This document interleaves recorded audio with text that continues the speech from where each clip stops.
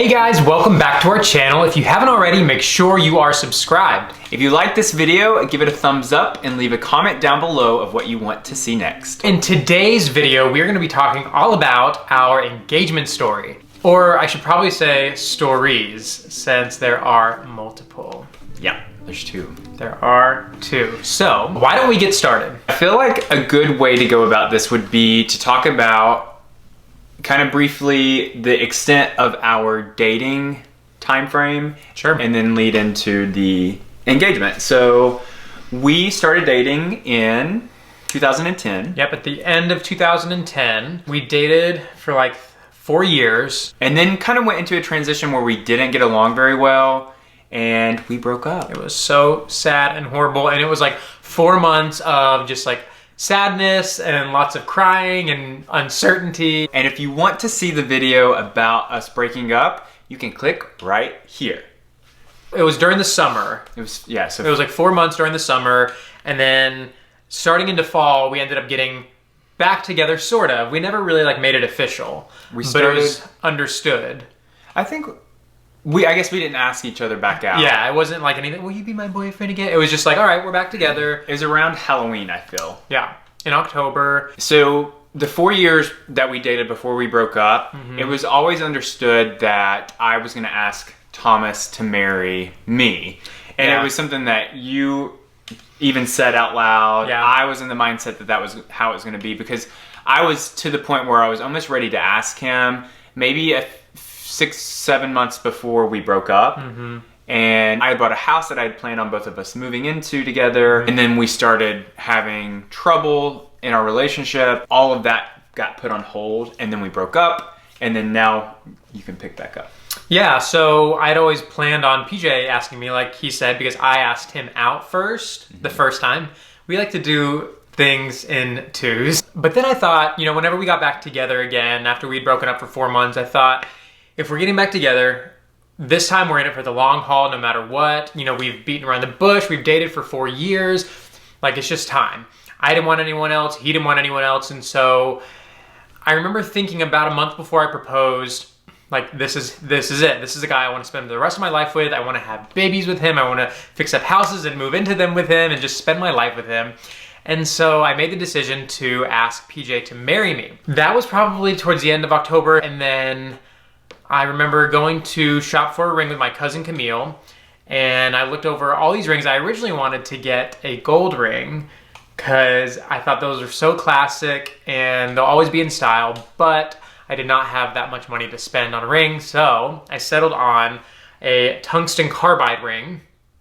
Love the look of them. So as far as the engagement actually goes, I did ask for his mom's permission about 2 weeks before I actually proposed. I called her and told her, you know, we were back together. Well, she already knew we were back together, but I asked for her permission. She was so excited. She said that, you know, I already felt like part of the family, and that she believed that we needed that time apart to really realize that we wanted to spend our lives together. So I had her, PJ's aunt, who he's also very close to, and PJ's little sister. They were also going to come and be part of the proposal. They were gonna come afterwards. My older sister was in Virginia Beach, so she couldn't make it. And my dad, he's just not really a part of our day-to-day life, so he didn't come either. Right, so they were in on it. They knew they were gonna come, and then I proposed to PJ on Christmas Day.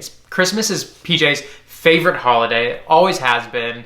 He looks forward to it every year, absolutely loves it. I like the feeling of Christmas. I like the coziness. I'm all about cozy in my day-to-day life. And to me, Christmas with the lights and you've got your fire going, to me it's just family. Yeah, I love the feeling of Christmas. So I wanted to make sure that this was the most special day for PJ. So back then, my whole family was in town on my mom's side, and we were spending Christmas apart. PJ was at his mom's house in Cleveland. I was at about 45 minutes from where you were at. Yeah, and I was at my brother's house in Chattanooga along with my entire family.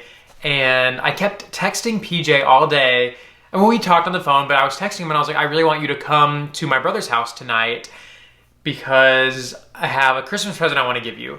And he was like, oh, I just don't know. Maybe I'll get it tomorrow, or why don't you just come here? I don't feel like driving 45 minutes. And I was like, PJ, if you never do anything for me in our entire lives again, please at least come to Chattanooga tonight so I can give you your Christmas present. Because I had this whole thing planned. I was planning it with my family, and there was like music involved, and he was not wanting to come. And I was freaking out. I was like, oh my gosh, I'm not even going to get to propose to him.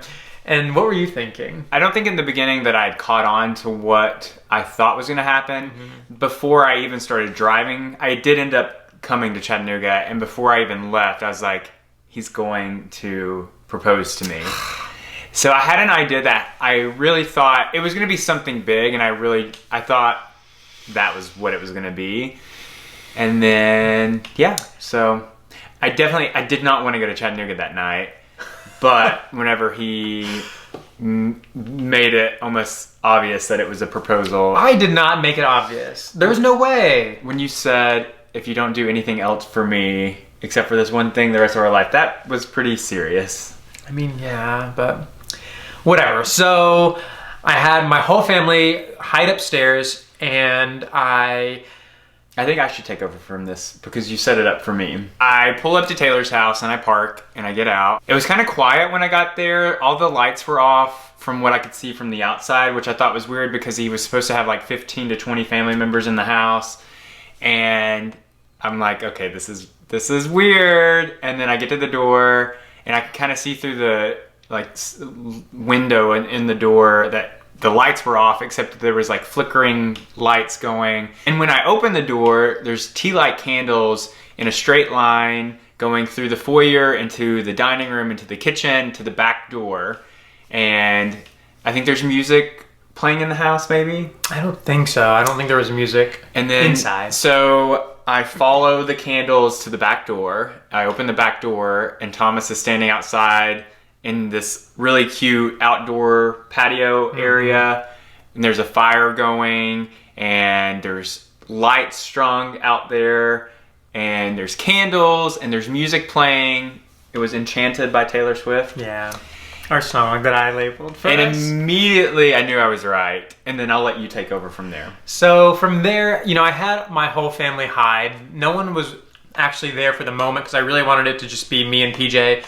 I will say my younger sister was recording or taking a picture from the window or something. She was hiding to take a photo, but I've never seen those photos actually. But so he comes out there, and I am smiling, and I'm almost like crying, and I had a little piece of paper that I'd written something down, and I said it to him, and basically it was just about how, it took me a while to realize that he was the man that I wanted to be with, and et cetera, et cetera. I don't want to get too much into it, but do you still have that paper? I don't know. That's a good question. I keep all of our notes, but I'd imagine it's somewhere. I have to check. So I read him the little piece of paper, and I start crying. I'm tearing up. He's tearing up. Our song is playing, and I get down on one knee, and I ask him to marry me, and he says yes. And I think I'm like bawling at that point. And I think at that point your family are starting to come downstairs. And there was some family members that I had already met, and there was a lot of family members I had not met yet. And so everyone there was accepting and positive about the engagement. I think there might have been one or two that were There's an aunt of mine that is not very accepting. We won't even go there. That's a whole other story. It didn't bother us though. Well, no, I think it's something you should share about. So this is the tea from that engagement. When Thomas had his family there, he was setting up to propose to me. His aunt actually came up to him and told him that he shouldn't do it. Yeah, she was like, now honey, are you sure that you want to do this? And started like mentioning the Bible, and I was literally lighting the tea candles because he was going to be there in like 10 minutes. And I was like, Auntie, this is not the time to talk about this. I don't want to even discuss this right now. I'm about to propose to my boyfriend. And she was like, okay, all right. And yeah, after we proposed, my cousin, who I'm really close with, and her had a discussion, and it kind of got heated. Overall though, that was just a blip. It didn't even affect our night. Like, we were just so happy, and that we did not let that bother us. Yeah, it was such a thoughtful engagement. It was very sentimental. and I loved everything about it. There is one thing about our engagement that I did not like, and it took me a while to get over it. And that was that at the time, Thomas was really into Tumblr, and he immediately posted our engagement photo to Tumblr, and it kind of went, I don't know if I would say viral, because it didn't probably go viral, but it got tons of... It got like thousands and thousands of what are they called? Not tweets, but... Repin? That's Pinterest. I don't know, whatever it is on Tumblr. Yeah, forget. But yeah, if there was one thing I could take away from the engagement, it would be the fact that we could have just enjoyed it together that night and not had to post it to social media. But that was also a different time in our relationship. We weren't as open. We didn't have our Instagram account at that point. Right. We didn't have a YouTube channel at that point. So it was, I guess, me getting used to sharing that part of my life with other people. Mm-hmm. But it was a special moment that I wanted to keep between us. But now, if we were to get engaged, obviously we would share that immediately. So it was just a different time, a different mindset. But yeah. So that was my engagement story to PJ, where I proposed. PJ, why don't you explain how you actually proposed to me? So there is a second part to this story. I knew that we were already engaged, but I still wanted to propose to Thomas. And so a few months later, on his birthday, we were in downtown Chattanooga with his family. I had bought him the same engagement ring, the one that he's wearing, the wedding band. And I surprised him and proposed to him in downtown Chattanooga with his family so that they could be there for it. And it was just really something that I wanted to experience myself. And I got to do that, and it was definitely something that I'm glad that I did. I would still redo it no matter what. I recommend doing it if you're in a same-sex relationship. There's no reason why you shouldn't be able to propose. I agree. Have your different proposals. Plus, I needed a ring, so I thought that was the perfect time. Did you have any idea that I was going to? Unlike PJ, who's like the king of figuring stuff out, he's never been surprised in his life. I had no idea that you were doing that. None at all. Because I had already proposed, so in my mind, it was already over with. We were going to hopefully get married that year. I had no indication that you were going to propose to me.